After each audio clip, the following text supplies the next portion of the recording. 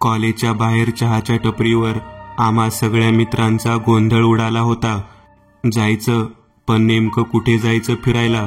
ठिकाण असं असलं पाहिजे की इतक्या दिवसात परीक्षेसाठी केलेल्या अभ्यासाचा संपूर्ण तणाव निघून जावा आणि सगळ्यांना भेटलेल्या सुट्ट्यांचा आनंद लुटता यावा.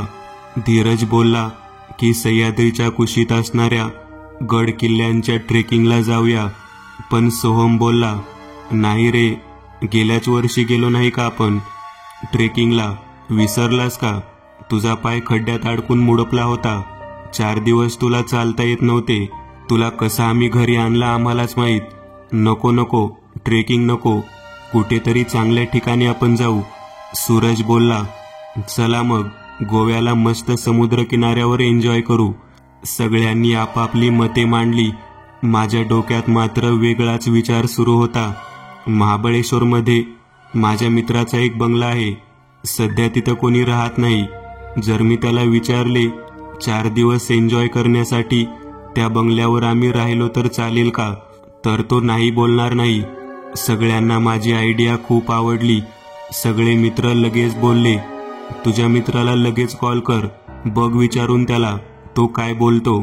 मी माझ्या मित्राला फोन लावला. त्याला आमच्या प्लॅनबद्दल सर्व सांगितले. तो बोलला, ठीक आहे, जा तुम्ही, मी तुम्हाला बंगल्याची चावी देतो. हो, पण तिकडे जाऊन असे काही करू नका की तुमचे अंगलट येईल. अशी ताकीदही त्याने आम्हाला केली. आम्ही सगळेच खूप खुश झालो. आमची निघण्याची तयारी सुरू झाली. तारीख होती 15 जुलै. आभाळातून धो धो पाऊस कोसळत असताना बाईकवरून महाबळेश्वरला जायचं ठरलं. काहींचे म्हणणे होते की बाईकवरून जाण्यातच खरी मजा आहे. प्लॅन दुपारी 12 वाजता निघण्याचा होता, पण धीरजचा फोन आला की त्याच्या काकांचा अपघात झाला आणि तो त्याच्या काकांना हॉस्पिटलमध्ये घेऊन गेला आहे. धीरज बोलला, हॉस्पिटलमधले सगळे काम उरकले की मी येतो. धीरजची वाट बघून आम्ही वैतागलो. घड्याळात 4 वाजले तरी धीरजच्या येण्याचा पत्ता नाही. म्हणून मी पुन्हा त्याला फोन लावला तर तो बाईकवर माझ्या बाजूला येऊन थांबला. आम्ही सगळे मित्र त्याला बोललो, काय यार धीरज, दुपारी 12 वाजता जाण्याचा प्लॅन आणि तू आता येतोयस. घड्याळात बघ, 4:15 वाजले. आपण कधी निघणार आणि कधी पोहोचणार? पोहोचू रे, चला निघूया.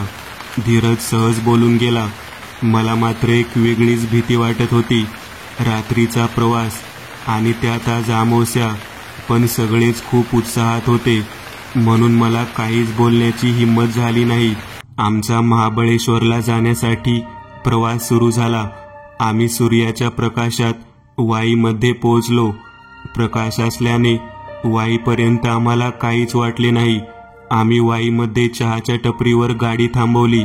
धीरजने चहाची ऑर्डर दिली, पण तो चहा बनवणारा माणूस आमच्याकडे एकटक पाहत होता.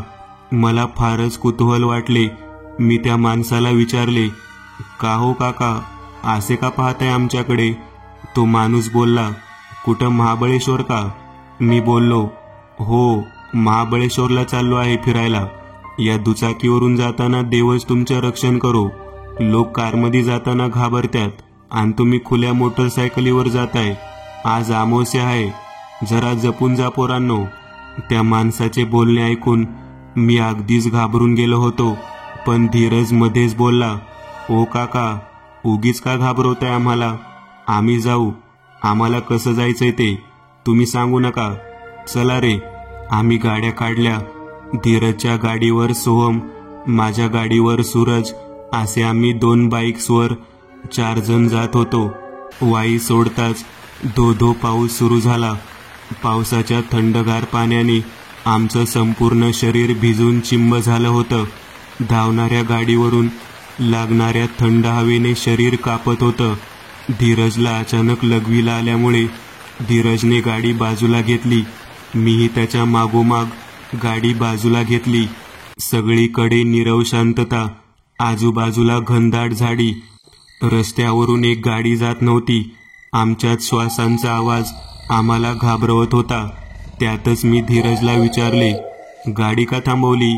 धीरज बोलला, मोकळा होतो जरा. धीरज मोकळा होत असतानाच समोर काही अंतरावर त्याला एक मोठं वडाचं झाड दिसलं. त्या झाडाच्या खाली लुकलुकणाऱ्या दिव्याचा प्रकाश त्याला दिसला. आम्ही बोलण्यात व्यस्त असतानाच धीरज त्या वडाच्या झाडाजवळ गेला. धीरजच्या पायाचा आवाज ऐकून झाडावर बसलेल्या घुबडाने त्याचे डोके धीरजच्या दिशेने गरकन फिरवले. धीरजला पाहून घुबडाने ओरडत आकाशात झेप घेतली. धीरज खाली पाहतो तर एका पत्रावळीमध्ये काळ्या रंगाची एक बाहुली, त्या बाहुलीला आणि काही लिंबांना सुया टोचल्या होत्या. बाजूला एका मनुष्याच्या डोक्यावरचे काही केस आणि कदाचित त्याच्या हातापायाची कापलेली नखे त्यात ठेवली होती. थोडी सुकी माती आणि आजूबाजूला हळद कुंकवाने रिंगण केले होते. आणि सगळ्यात महत्त्वाचे म्हणजे त्या पत्रावळीत एक महागाचे चमकणारे सोन्याचे घड्याळ मन वेधून घेणारे होते. आश्चर्य म्हणजे ते वडाचे झाड इतके दाटून बहरलेले होते की इतका मोठा पाऊस असून सुद्धा त्या झाडामधून पाण्याचा एक थेंब खाली पडत नव्हता आणि तो दिवा अजिबात विझत नव्हता. धीरजला आधीच वेगवेगळ्या स्टाईलची घड्याळ हातात घालण्याची हौस होती. त्या चमकत्या घड्याळाकडे पाहून त्याला काय करावं आणि काय नाही काही कळत नव्हते. तेवढ्यात मी धीरजला जोरात आवाज दिला, अरे कुठे गेलास? पाऊस कमी झालाय तोवर निघू, चल लवकर. माझा आवाज ऐकताच धीरजने कुठलाही विचार न करता त्या पत्रावळीमधले घड्याळ त्याने उचलले आणि स्वतःच्या हातात घातले. तो खूप खुश होऊन गाडीजवळ आला. आम्ही सगळ्यांनी विचारले, कुठे गेला होतास आणि गालातल्या गालात हसतोस काय? तर धीरज बोलला, काही नाही रे, चला निघूया. आम्ही त्याचे बोलणे एवढे सिरियसली घेतले नाही. आम्ही सगळ्यांनी बाईक्स काढल्या व आम्ही आमच्या पुढील प्रवासाला निघालो. पुढे 5 गणीच्या अलीकडे आम्हाला मोठा घाट लागणार होता. 5 किमीच्या प्रवासानंतर घाट सुरू झाला. घाटात प्रवेश केल्यानंतर काहीच अंतरावर आम्हाला रस्त्याच्या कडेला एक वृद्ध माणूस दिसला. पाऊस लागू नये म्हणून डोक्यावर गोनपाट घेतलेलं, अंगावर बंडी धोतर, पायात कोल्हापुरी चप्पल. आम्ही जवळ जाताच त्या माणसाने आमच्या गाडीला हात केला. धीरजने गाडी त्या माणसाच्या जवळ नेऊन थांबवली. धीरज बोलला, का हो काका, इतक्या रात्री पावसा पाण्याचं इथे काय करताय? तो माणूस बोलला, घाटाच्या पलीकडं माझं घर आहे, तिकडं चाललोय, सोडता का मला? लय उपकार होतील. त्या माणसाच्या बोलण्यासोबतच त्याच्या शरीराचा त्वचा जळाल्यासारखा दुर्गंध येत होता. पण तो दुर्गंध धीरज आणि सोहम सहन करत त्या माणसाला बोलत होते. पण त्या माणसाची धीरजला कीव आली आणि धीरज बोलला, बसा मागे, सोडतो तुम्हाला. धीरजने आणि सोहमने कशीबशी त्या माणसाला बसण्यासाठी जागा करून दिली. तो माणूस मागे बसला आणि दुर्गंध अजून येऊ लागला. काही अंतर पार करताच त्या माणसाच्या तोंडातून गुरगुरण्याचा आवाज येऊ लागला. त्या माणसाच्या तोंडातून चिकट द्रव्य सोहमच्या खांद्यावर पडत होता. सोहम काही बोलणार तेवढ्या त्या माणसाने मागून धीरजचा गळा दाबण्याचा प्रयत्न केला. धीरजचा गाडीवरून ताबा सुटला आणि गाडी स्लिप झाली. गाडी उजव्या बाजूला पडली. धीरज आणि सोहम डाव्या बाजूला पडले.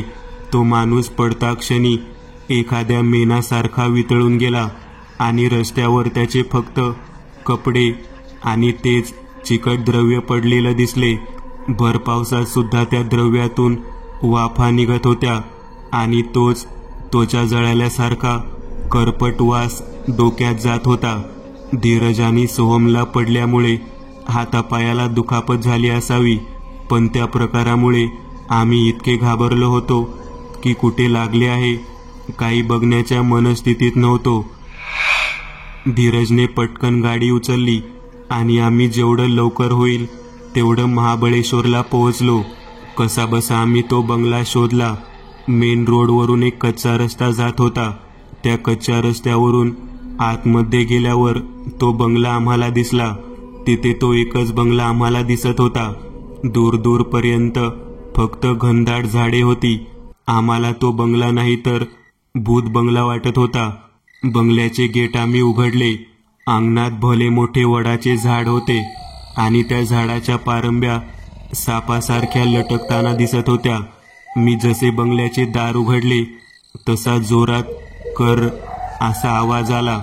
आतून बंगला खूपच सुंदर होता. आम्ही वरच्या रूममध्ये जाऊन बसलो. मनात सतत तोच विचार खेळत होता की धीरजच्या गाडीवर बसलेला माणूस नेमका कोण होता. आमचा खूपच गोंधळ उडाला होता. धीरजला आणि सोहमला कुठं लागलं तर नाही म्हणून आम्ही पाहू लागलो तर धीरजला दोन्ही हातापायाला खरचटले होते आणि मारही लागला होता. पण सोहमला मात्र काही सुद्धा झाले नव्हते. दोघेही सोबत पडले, पण धीरजला लागलं आणि सोहमला नाही याचं आश्चर्य वाटत होते. पण विचार करून काहीच अर्थ नव्हता. आम्ही सगळ्यांनी आवरून घेतले. सोबत आणलेली मॅगीची पाकिटे आम्ही शिजवून थोडी थोडी मॅगी सगळ्यांनी खाल्ली. अजून सुद्धा धीरजच्या हातात ते सोन्याचं घड्याळ होते आणि ते त्यांनी शर्टच्या खाली लपवून ठेवले होते. तो खिडकीजवळ थांबून निवांत बाहेर पाहत होता. घड्याळात पाहिलं तर रात्रीचा 1 वाजला होता. तेवढ्यात त्याला बंगल्याच्या खाली कोणीतरी थांबलेले दिसले. अंधारात त्याला स्पष्ट दिसत नव्हते, पण जे काही होतं त्याचं पूर्ण शरीर जळाल्यासारखं दिसत होतं आणि ते धीरजकडे एकटक पाहत होतं. धीरजला काही स्पष्ट दिसत नव्हते म्हणून त्याने मोबाईलचा कॅमेरा चालू केला व झूम करून त्याचा फोटो काढला तर ते त्याच्याकडेच पाहत होतं. त्याचं संपूर्ण शरीर जळालेलं, त्याची त्वचा करपून लटकताना दिसत होती. लाल डोळे आणि तोंडातून वाहणारा पिवळा चिकट द्रव्य, ते पाहून कोणालाही उलटी होईल असंच ते दृश्य दिसत होतं.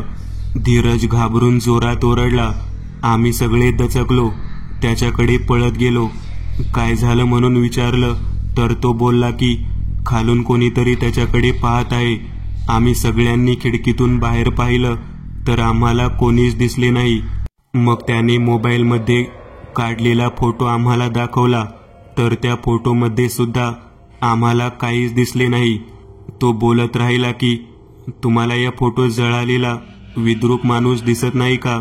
पण जे त्याला दिसत होतं ते आम्हाला दिसत नव्हतं.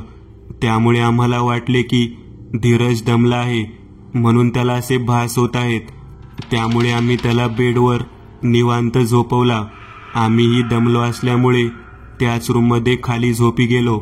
2:30च्या सुमारास धीरजला पुन्हा तो त्वचा जळाल्यासारखा घाण करपट वास येऊ लागला आणि त्याने त्याचे डोळे अलगद उघडले तर त्याच्या बाजूला तो जळालेला माणूस झोपला होता, जो त्याला खिडकीच्या बाहेरून त्याच्याकडे पाहत होता. तो धीरजकडे रागाने पाहत होता आणि गुरगुरत होता. त्याची सापासारखी सळसळणारी लांब मोठी जीभ घाण चिकट पदार्थ ओकत होती. त्या माणसाला पाहून धीरज जोरात ओरडला. आम्ही सगळे दचकून उठलो तर धीरज घाबरून थरथर कापत होता. घामाने त्याचं अंग भिजलं होतं. आम्ही त्याला विचारले, काय झालं, का ओरडलास? तर तो बोलला, एक जळालेला माणूस त्याच्या बाजूला झोपला होता आणि त्याच्याकडे पाहत होता. मी बोललो, अरे तू स्वप्न पाहिलं असशील, असं काही नसतं. बघ, आपल्या आजूबाजूला आपल्या व्यतिरिक्त इथे कोणी आहे का? तू झोप निवांत, घाबरू नकोस, काही होत नाही. कसा बसा तो पुन्हा झोपी गेला आणि बघता क्षणी पहाट झाली. बाहेर चिमण्या पाखरांचा आवाज कानावर येऊ लागला. मी उठून खिडकी उघडली. बाहेरचा नजारा पाहून मन प्रसन्न झालं. अचानक माझं धीरजकडे लक्ष गेलं तर त्याचं शरीर थंडीने कापत होतं. मी सोहमला आणि सूरजला उठवले. सोहमने धीरजच्या कपाळावर हात ठेवला तर धीरजचे शरीर तापाने फणफणले होते. डोळ्यात रक्त उतरल्यासारखे त्याचे डोळे लाल झाले होते. धीरजमुळे आमचा फिरायला जाण्याचा सगळा मूड खराब झाला होता. धीरज रात्री तर चांगला होता, त्याला अचानक काय झालं आश्चर्य वाटत होते. पण सगळ्यांना वाटले की तो गाडीवरून पडल्यामुळे त्याला दुखापत झाली होती, त्याचाच हा परिणाम असेल असे आम्हाला वाटले. धीरज हळू आवाजात बोलला, तुम्ही जा फिरायला, मी इथेच आराम करतो. थोडा आराम केला की बरे वाटेल.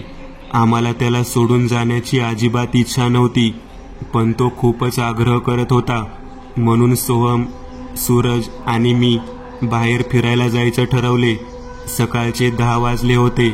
धीरजला आम्ही औषध वगैरे देऊन त्याला पुन्हा झोपवला आणि आम्ही सगळे बाहेर फिरायला गेलो. प्रथम महाबळेश्वरमधील पंचगंगा मंदिरात जाऊन दर्शन घ्यायचे आणि मग वेगवेगळ्या ठिकाणी फिरायला जायचे, असा बेत आम्ही तिघांनी आखला होता. आम्ही ज्या बंगल्यात राहत होतो त्या बंगल्यापासून पंचगंगा मंदिर काहीच अंतरावर होते. आम्ही तिघेही मंदिराच्या पायथ्याशी आलो आणि कोपऱ्यात पहिल्याच पायरीवर एक आघोरीसारखा दिसणारा माणूस गांजा ओढत बसला होता. आम्ही नेमके त्याच्या जवळ जाऊन आमच्या चपला वगैरे काढल्या. आम्ही त्या माणसाच्या जवळ जाताच तो माणूस जोरात दचकला आणि त्या माणसाला घाम फुटला. आम्ही त्या माणसाच्या जवळ गेल्यावर कदाचित त्या माणसाला कसला तरी वास आला.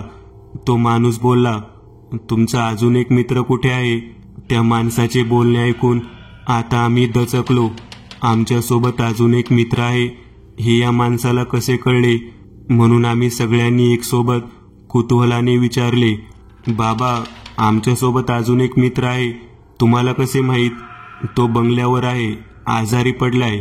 त्यावर तो बाबा बोलला, खूप मोठी चूक केली आहे तुमच्या मित्राने ते घड्याळ उचलून. त्याचं काही खरं नाही. तो आजारी नाही पडला, त्याला आजारी पाडला आहे, कारण तुम्ही त्याच्यापासून दूर जावे म्हणून. आम्ही पुन्हा दचकलो आणि विचारले, कोणते घड्याळ? कशाबद्दल बोलताय तुम्ही? तेव्हा त्या बाबाने सांगायला सुरुवात केली, महाबळेश्वरमध्ये येण्याआधी तुम्ही रस्त्याच्या मध्ये थांबला होता.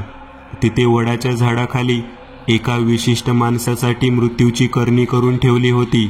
एक बाहुली, 5 लिंबे, त्यांना टोचलेल्या सुया, त्या माणसाच्या डोक्यावरचे केस, हातापायाची कापलेली नखे आणि त्याच्या पायाची खालची सुकी माती.